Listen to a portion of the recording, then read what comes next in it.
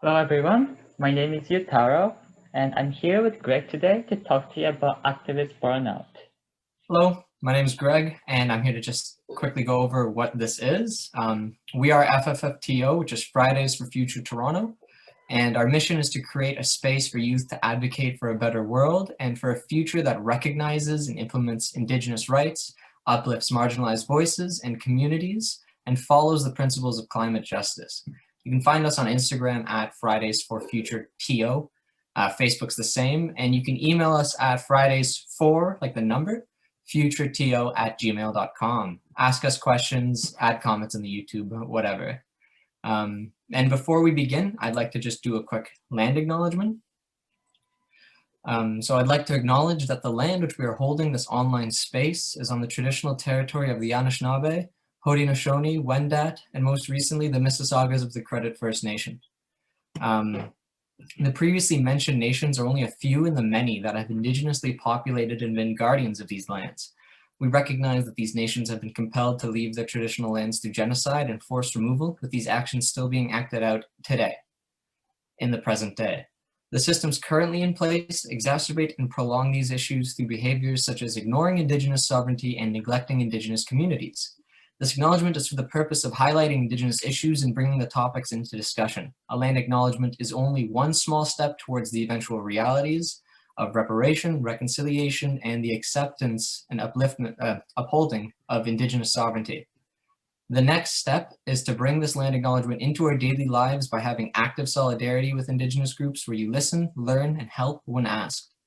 And before we continue, I just want to shout out to or highlight two Indigenous issues that are going on right now. One is 1492 Land Back Lane, where land defenders have been occupying Haudenosaunee territory for over 6 months to block Foxgate's developments, which is like a home building company. Their attempt to illegitimately plan a 218-unit subdivision.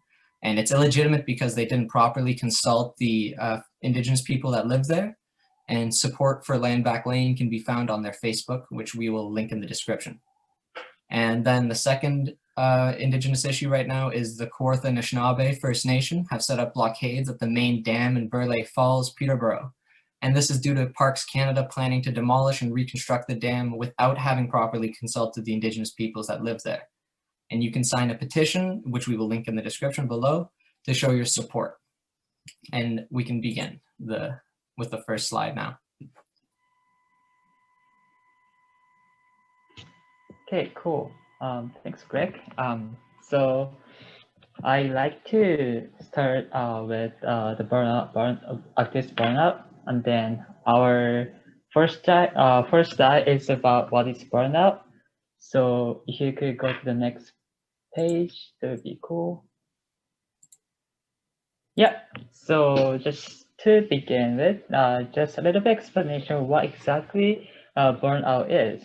So in my words, it's basically a state of physical, emotional, and mental exhaustion. Then one prime cause is usually a combination of extremely high expectations and chronic situational stresses. And any scenario that involves any individual giving sustained time and effort can cause burnout. So yeah, so I like to pass it on to Greg and then to talk about why does burnout happen. Thanks, Yutaro. So as Yutaro said, any scenario that an individual is in where they're giving sustained time and effort can cause them to burn out. And a lot of the times, burnout's usually considered like a workplace phenomena, but it can happen in activism spheres as well. And it's usually caused, like most of the reason why it's caused is due to poor organizational and team level issues. So that's like mismanaged organizational structures that have low transparency with excessive workloads, with strict deadlines. There's no sense of care or community in these workplaces or environments. And there's like a stifling atmosphere with aggressive and unfair higher ups. And so then that usually causes an individual to burn out because they're detached, they have no sense of community, and then they begin to mismanage their priorities. The stress begins to make them feel exhausted at the thought of work or anxious around work. And usually burnout happens because of unenjoyable, unlivable work environments. Now I'm going to pass it on to you, Taro, to talk about some symptoms of burnout. Yep. So how you actually can know whether you're experiencing burnout? There are actually many symptoms of burnout, and then there are many ways to categorize the spectrum of burnout. So let's give you like some examples here. So for example, erratic sleeping, disrupted eating habits, and less social interaction. This causes them to be unable to properly prioritize their values and conflicts. And then other symptoms include difficulty in making decisions, inability to stay focused, insomnia, a growing tendency to think negatively, pervasive feelings of hopelessness, a loss of sense of purpose and energy. Physical indications such as muscle tension too. So many individuals also experience denial of their burnout by telling themselves falsehoods like, I should be working harder. Look at those people working so hard without stress or worry. So those stages could develop into more serious ones, like withdrawing from life, fatigue, anxiety, and stress when thinking about work or passion. So yeah, these are the examples that I can give you right now. So now I'd like to pass it on to Greg. Thank you, Taro. So now we're just going to talk a little bit about how to actually prevent and mitigate burnout, because it's going to happen. Sorry about that. That's some breaking news. It's going to happen. You can't, prevent burnout fully. Well, you can mitigate it as much as possible. And there are many ways to prevent burnout, with almost all of them being rooted in acts of self-care, self-compassion, and self-love. There's no one action that can prevent burnout for every individual, since the prevention of it is rooted in daily specific actions to yourself to keep you balanced. And a few actions that are said to, we're going to be talking about a few actions to help with burnout in the next couple slides. So a big one is to love and take time for yourself. Yeah, so as Greg kind of introduced the idea, so this one kind of includes the idea of like being loving and compassionate to yourself, and then also others who's around you. And then it's important to acknowledge that all being always accepting and being affected by others. So from here, I think it's good to have conversation with Greg and then how we all think about this topic. I can start with giving like my concept about or like idea around this topic. So like one idea I'd like to share with you is interconnectivity between you and the ecosystem. So it's an idea that you are part of the ecosystem around you. So what that means is that taking care of yourself actually contributes to taking care of the earth, the part of climate justice. So it's important to have this kind of idea, at least for me, because I mean it kind of supports like why I have to take care of myself, and then also how I can contribute to society from even like a small level, and then it's a very important idea that kind of like keeps going. Would you like to share your story, Greg? Yeah, absolutely. I agree with the being interconnected with the ecosystem, because we get really caught up in our lives and they seem very disconnected from the earth and nature and everything. And we kind of don't see ourselves as a part of the ecosystem. We kind of see ourselves as something that we jump ecosystems. So it's really important to know that like you are part of the area you're in, and if you aren't taking care of yourself, you aren't taking care of a part of the ecosystem. Because like when you don't take care of yourself, how are you going to be, fighting for climate justice, or how are you going to be taking care of your environment right outside of you? Yeah. I totally agree with you. Yeah. That connects into the next slide too, where you got to understand and embrace that you are a part of a community, because sometimes you can feel alone and it feels like there's no one there for you, but I guarantee you at least have one person that you can lean on. And that's a community in itself. Any more than one person makes a community. because we live in systems that are made to alienate communities into individuals, because individual people are easy to overwhelm and burn out. Yutaro, do you have any thoughts Yeah. about this? Yeah, I think the key idea here is that you can sometimes be vulnerable to others. I mean, personally, I sometimes feel isolated, and then, but in this case, I would just like take a step forward, and then like I try to talk to people, and then tell them how I feel. I mean, not only that kind of makes me kind of happier, but also that kind of makes me feel that I'm part of community. And then, I mean, for those who, I mean, I think it's normal that everyone feels that way. I mean, even if you, I mean, have kind of issues to like talk to somebody, I mean, we are open to listen to like a talk to you. So like, feel free to contact us anytime as well. So yeah, Yeah, what you're saying there is really important. You know, we got to learn to accept help from other people when it's offered. And because sometimes you really want to help someone, but you're at capacity and you can't. So you got to know when to deny it for yourself and when to take breaks. But a very important thing is being vulnerable with people that you trust, because you can't carry the weight of the world on your own. Yeah. And I think we're good to go to the next slide now. Right, cool. Our third topic is stay focused on your passions. So this is the idea that you cannot fight every injustice alone and at once.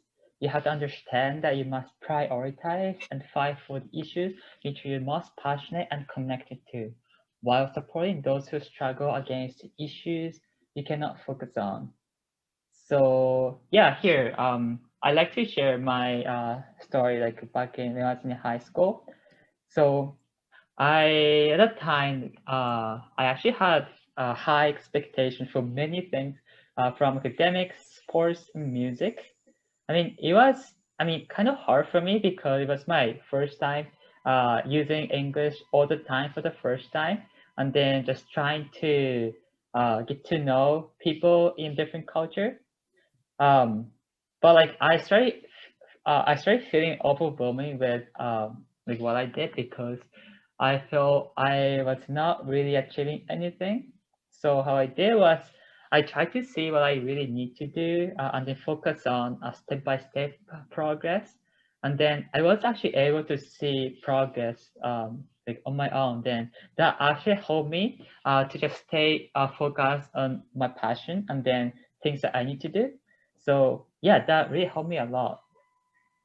So yeah, Greg, would you do you have anything your mind Yeah, about this topic? absolutely. I remember in grade 12 in high school as well, I was feeling pretty like just burned out because it was my 12th year of schooling and I was like exhausted. I didn't like teachers, I didn't like deadlines, I didn't like any of that stuff.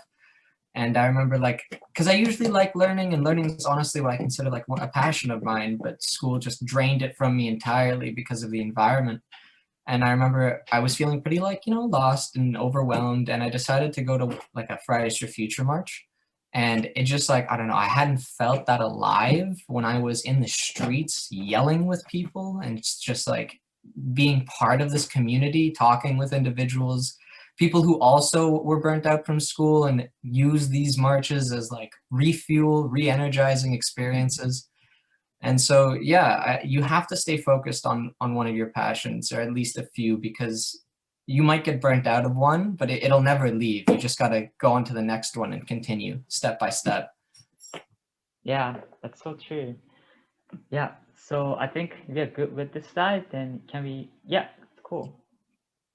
So one thing that this also sounds cliche is enjoy the improbability that is life, because it's pretty statistically unlikely that life happened at all in the universe. You know, we're the only civilization of people that we know in this galaxy, in this universe, and we're completely alone out here.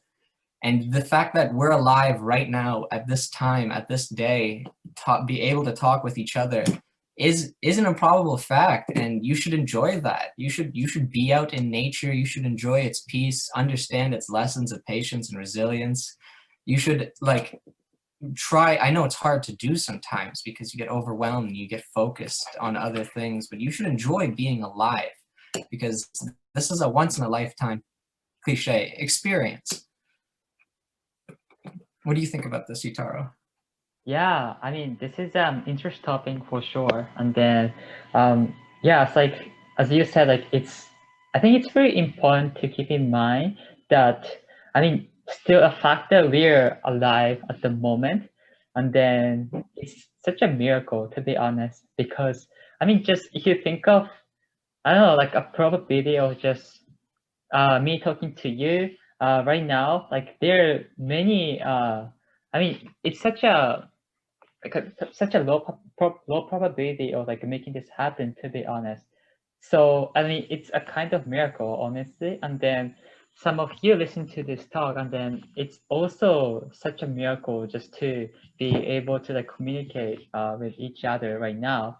So I mean, yeah, true. There might be like some difficult things, but once you overcome it, like there are actually like a more positive, like good things, like waiting out there. So yeah, I mean, it's really interesting. Well, that's a great point. There's a lot of positives in the world. It's just you don't really look at them all the time. You get focused on the negatives. So you should enjoy life. You should sing, you should dance, you should draw, cook, read, take a nap. Do anything that makes you happy and do it every day. Yeah. Switch it up, try new things, but always remember that rest is a right. As a human being, you have the right to rest. We live in systems that tell us that rest should be a reward, that you should rest after hustling or grinding or whatever, studying for 8 hours a day. But no, rest is not a reward, it's a right. And we can go into the next slide now. Right. Thank you. So it's about understand how the system in place attempts to alienate us.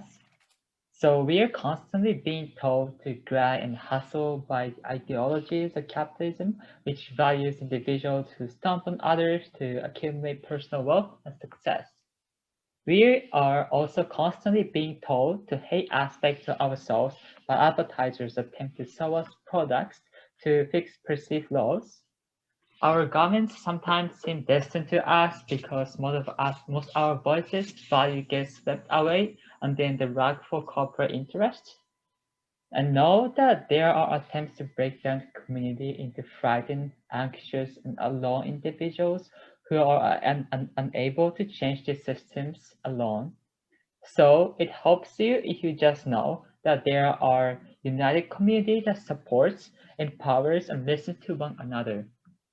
Yeah, So absolutely. yeah, Those are great points because, you know, we seem very alone right now in this world. You know, you kind of seem like you're in, especially with COVID and quarantine and everything like that. So it's good to know that there are people out there like-minded, and that actually continues with our next slide, where a great way to, you know, prevent burnout is to stay organized. And yes, that means, you know, keeping your desk clean and keeping your room clean because that declutters your headspace. But mainly it means, what we mean with this is organize within your communities, your workplaces, your apartments, your schools, and anywhere where you can find like-minded individuals who are tired of the systems in place. Because when you organize with each other and when you build communal power, that is the only way that we can change these systems and prevent all of these top-down causes of burnout. Because we don't live in worlds that are meant for us, you know, like especially in North America, these systems are made to benefit rich white men. And if you're not a rich white man, you don't benefit from the system like they do. And so we need to come together as communities and topple these regimes and, you know, stay organized. Thank you everyone for watching today. We hope this talk helped a little bit, and it was just us really, you know, sharing personal experiences and our thoughts on the issues.